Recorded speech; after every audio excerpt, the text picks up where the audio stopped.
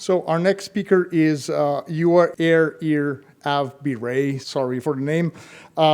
He's a strategic leader with deep experience in tech and energy sectors, driving commercial growth and sustainability in initiatives that help energy operators process towards net zero. As Microsoft Chief Commercial Officer for Worldwide Energy and Resources, he leads global commercial strategy, major partnerships, and industry transformation effort. Previously, he spent 9 years at GE in the oil and gas. He holds an executive MBA from Cornell, an MA from Johns Hopkins, and a BA from Brown University. His talk today is going to be on generative AI at the frontier, accelerating value in energy and resource industry. Thanks, Uwa. Have a good one. Good morning, everybody. Really a pleasure to be here. So I've been attending this gathering for the last 3 years since David invited me. So this is my third time. And I've benefited immensely from just listening to the speakers over the last couple of years. So it's an honor to be able to contribute. So, just kind of a little bit about what I do at Microsoft. We have a team of about 60 people who are energy industry SMEs. So mining, oil and gas, power utilities. As Gervais shared, I have an oil and gas background. And, over the last almost 9 years now, 8-9 years at Microsoft, it's been very interesting helping industry operators think through digital transformation and now AI transformation. So we started, 8 years ago, basically trying to convince everybody that the cloud was important and it made sense. And so that's where we spent a lot of time moving customers from servers. And then when the pandemic hit, also helping them use things like Teams. And I remember trying to convince customers to use Teams. And just that need for remote work and all that made it crucial. And then in the last 18 months, 2 years, AI transformation has been phenomenal. And that sort of simplification of the use of AI, starting with ChatGPT, DALL-E, and now other tools like Copilot and Anthropic and all that, it's made AI more accessible, and a lot of us are using it in our work. So what I'm going to try to do in this session is to offer some of my learnings. I was reflecting on, what are the sort of top 9, top 10 learnings around what we're seeing with energy operators and how they've been able to execute AI transformation effectively. So I'll do that. I'll sort of land with a final slide on that, but I'll do some sort of motivational slides leading up to that. First of all, I wanted to define what we're calling at Microsoft the frontier firm. So the frontier firm is a company that's using AI, whether it's ML, generative AI, or agentic AI very aggressively. And this is sort of in 3 phases. I'm going to do a quick poll in a second here. But phase 1 is sort of companies that have individuals who are using AI as an assistant. So you're using, an agent to help you write your strategy papers or look at data, right? And so that's sort of the phase 1. And phase 2, you actually have agents that are orchestrated, right? So it could be an invoicing agent that receives the invoice, another one parses through the invoice, compares it to a PO, and another one communicates back to buyers and also vendors, et cetera. And so that's an orchestration. And that's phase 2. And then phase 3, imagine sort of an organization of agents doing chunky bodies of work. And it's just fascinating to see customers going through those phases. Just a quick poll.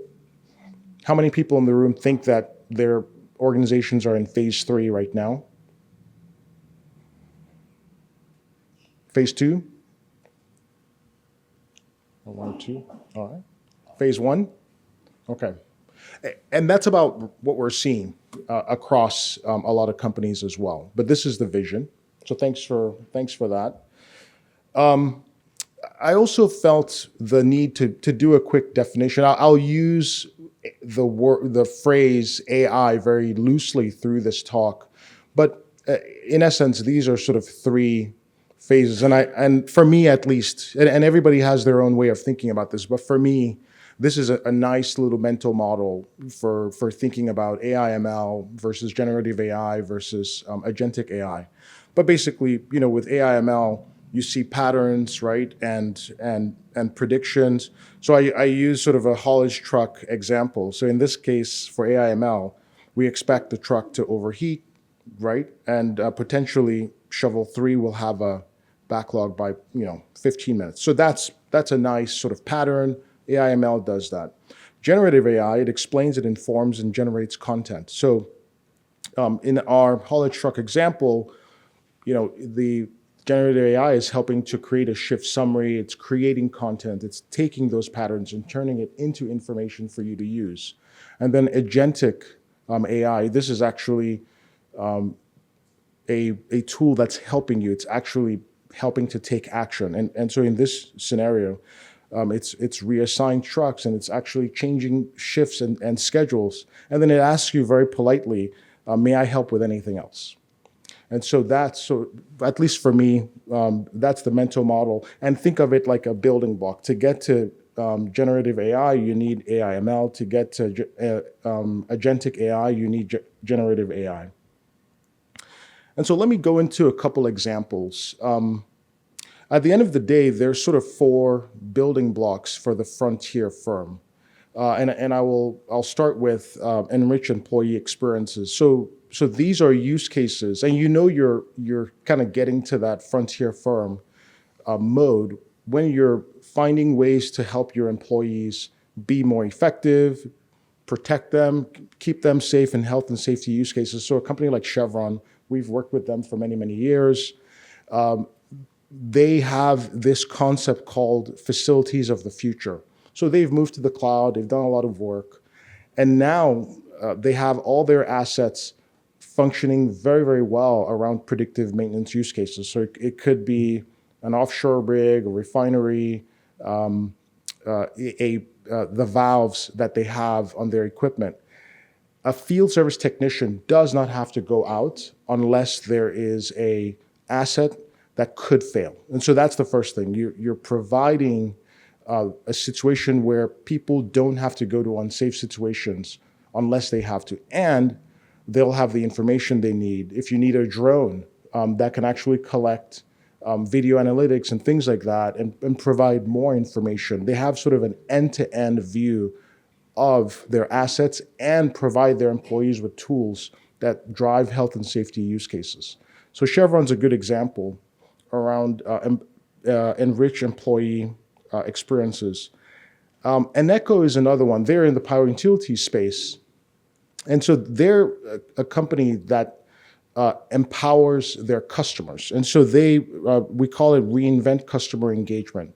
And so Eneco has created all these agents that can actually address customer service questions. So think of it, we're utilities customers. If you have an issue, you call, or perhaps you go online and see if you can chat with a customer service representative.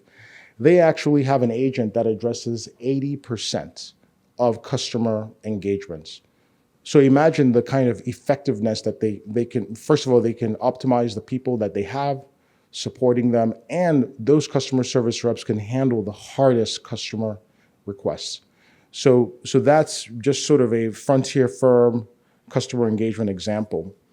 Then the other third pillar is reshaping business processes. And so Emirates Global Aluminum EGA is an example I wanted to give, and they're using video analytics. And I wanted to quickly read this because this is very fascinating. And I want to make sure I don't miss it out. So they're using AI analytics. They have about 3 petabytes of data that they process every year in their smeltering process.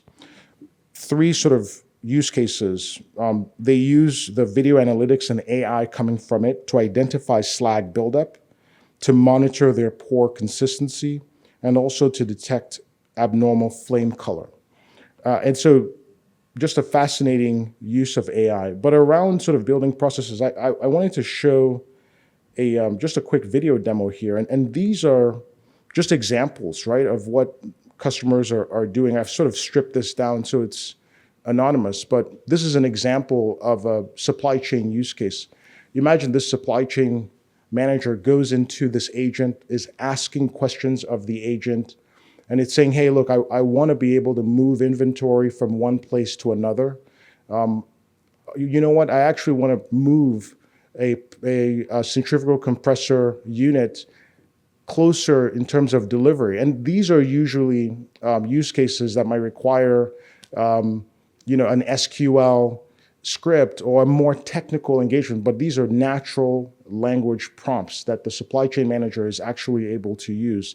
And so around building and rebuilding processes, you can imagine that they've made it so much easier for a professional in the company to engage with an agent and make their job much, much easier.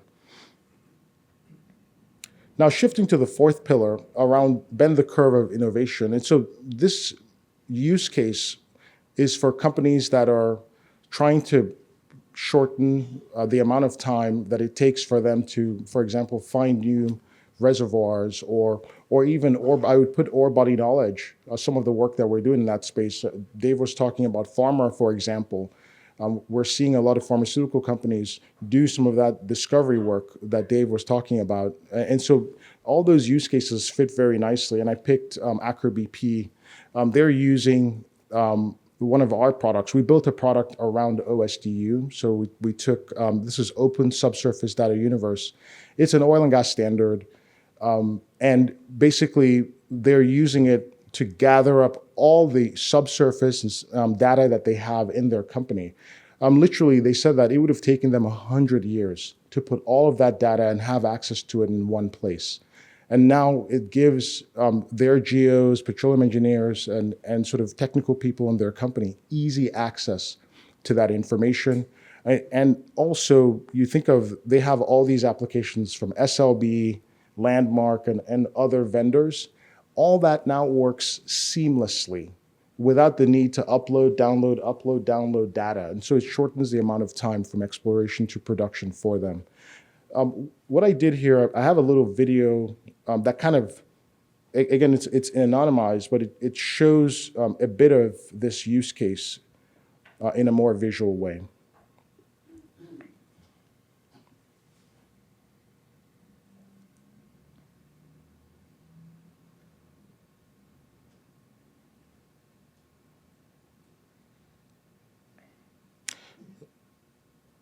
So in this case, this is an agent that's been trained. It now sits on top of what I just described, that sort of OSDU-enabled platform.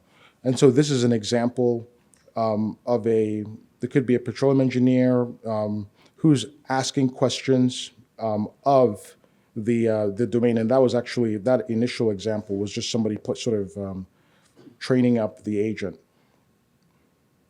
And normally this would have sound, so I'm sort of doing a bit of a voiceover. And so this is a petroleum engineer who's asking about a particular well.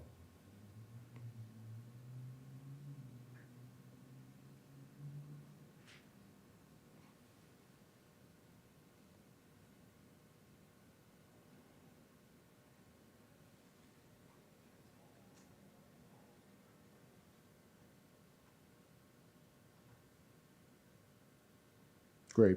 And so now the person is asking about the well bores that are available. And so very, very quickly, the agent is pulling all this information from an integrated data source. And so I just wanted to show this just as a visual example of what some of these operators are doing.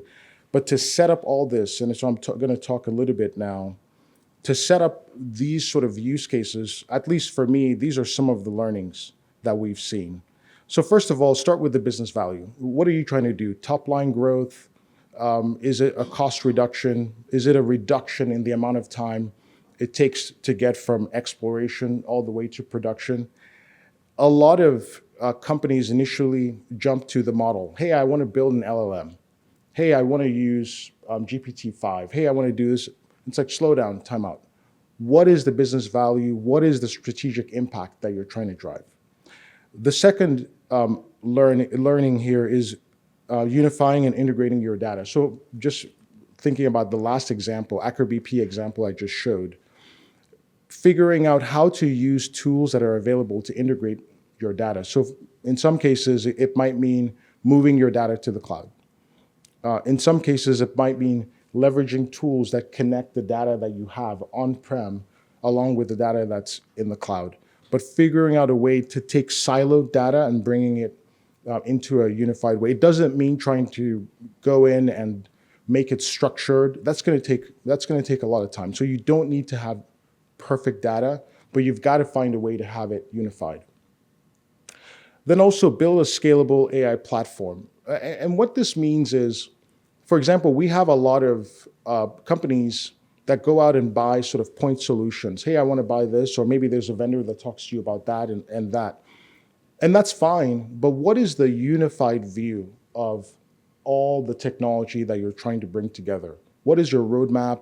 What does your architecture look like? Just having a clear plan for how that unified vision comes together.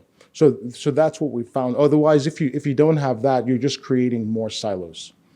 The fourth one here is shifting from reactive to predictive operations. So again, now that you've set up all that data, how do you use it in a very, very easy way on your assets, right? And some of the examples that I showed are around AI, ML, and just using those very simple use cases initially.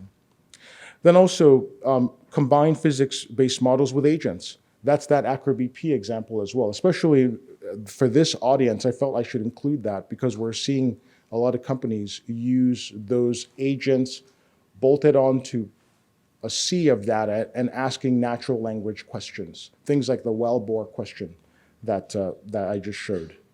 Cybersecurity is important. So as you have all this data integrated and you're doing all these use cases, how are you keeping all that data secure? Making sure that you work with your IT teams to ask questions about your cybersecurity profile and making sure all that is safe.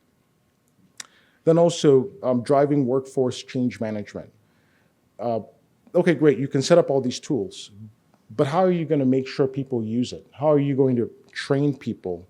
What's your 90-day plan to roll out a new agent, for example? Just making sure that you roll in these AI tools into the workflows that people are using. Make it easy for them to use the tools.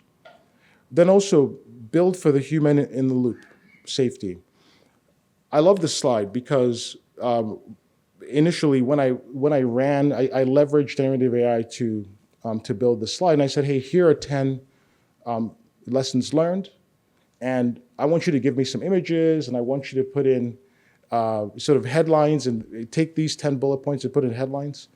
It gave me 9 sort of boxes and numbered them 1 to 10. So it skipped number 9. And so I then said, okay, well, I like that and I want to keep that problem, but I need the pictures to look better and all of that. And then it gave me this. It kept the OP out of loop, for example. And so I thought, this is much better. I'm actually going to keep this because it's a great example of why humans have to be in the loop. You can leverage AI. By the end of the day, we can't be replaced, at least for now, right? We have to leverage AI as a tool, as something that enables our work, but we can't fully trust it. We need to check the work. We need to leverage it effectively, but to avoid errors like this, we have to make sure that we remain in the loop for safety. And then finally, building responsible AI principles. A good one is something like safety, right? That's one of our Microsoft AI principles. For example, if somebody types into one of our AI tools, hey, show me how to build a bomb, it will respond, hey, I'm sorry, I can't help with that question. I can't help with that prompt. Please provide another example. And a lot of companies are now setting up AI principles committees. Some of your companies probably have them. So as you create AI tools, before you launch them, that might be one of the final things that you do. So I'll end there, and thank you so much.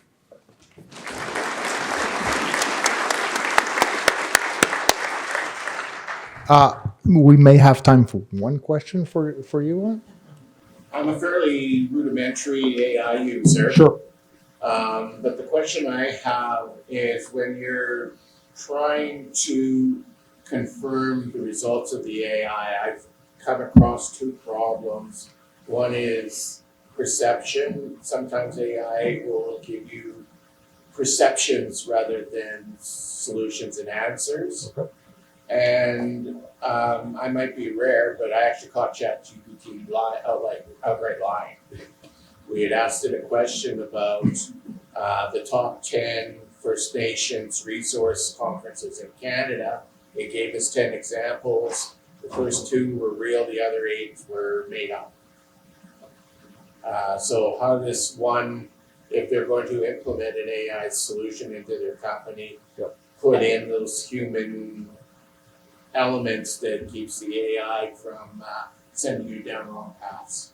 Thanks for the question. So you have to ground it, right? So I assume in that use case, you were using information from just the World Wide Web in general. So it was a general ChatGPT. If you're going to create an AI tool, let's say for work or in your company, you have to ground it with data that you know is factual. So for example, Dave, the example you gave with about 10 million documents, for example, that's a great example. They've grounded that AI tool with those documents. And then you tell AI, I don't want any answers outside of these documents as an example. It's still not perfect, but it's a great way of creating higher fidelity responses. But the reason why you got that, I've had it happen too. It's like, these sources and these answers, it's like, these sources don't exist. What is that? But that's why it happens. So as you create grounding your AI tool in documents and facts that you know for sure, help to make sure you can avoid that. All right, you're welcome. Thank you.